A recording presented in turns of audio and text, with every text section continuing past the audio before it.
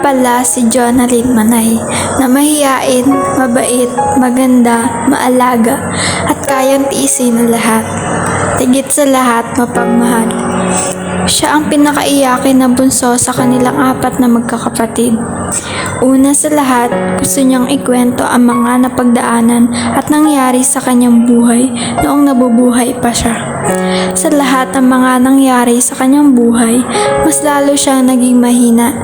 Dahil mula pagkabata pa lang niya, marami na siyang pasakit sa buhay. Maraming mga disappointment sa buhay at higit sa lahat, mula pagkabata pa lang niya, hinahanap-hanap niya ang pagmamahal, pangungulil at atensyon ng kanyang mga magulang. Dahil bata pa lang siya, lumaki na siya sa poder ng kanyang lola. Na minsan, kahit nasa kabilang lugar ang kanyang pamilya, iba pa rin ang pakiramdam ng pangungulila at atensyon ng kanyang mga magulang. Dahil doon, nagkaroon siya ng anxiety. Dahil sa mga bagay na gumugulo sa isip niya. Dahil nga bata pa lang siya, lumaki na siya na parang pakiramdam niya ay mag-isa lang siya at wala nang kakampi hanggang sa araw-araw na siyang umiiyak, tigit sa lahat gabi-gabi.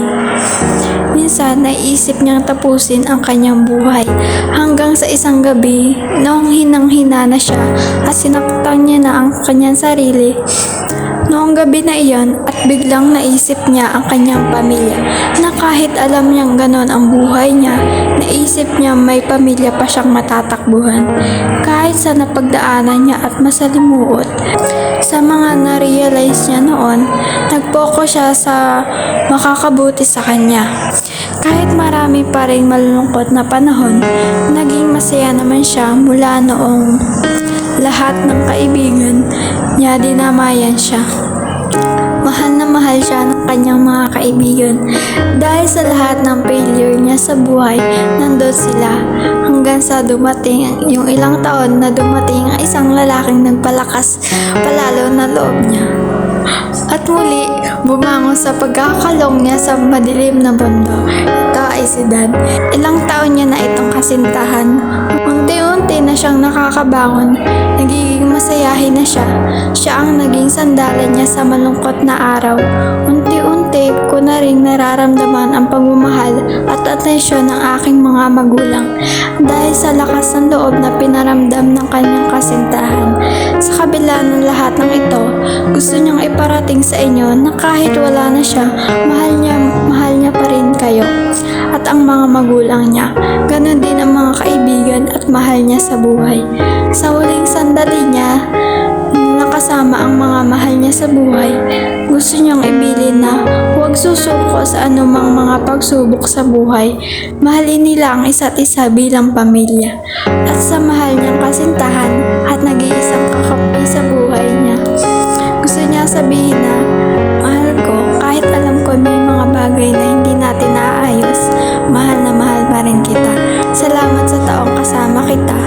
Paalam aking kakampi, aking tahanan, at ikaw pa rin sa susunod na habang buhay. Sa lahat ng nagmamahal sa akin, maraming salamat. Hanggang dito na lang. Paalam.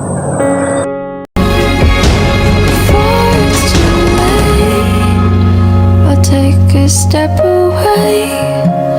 I know one word won't make me go rushing back to where you were. I'll just shut my eyes, forget that you were mine.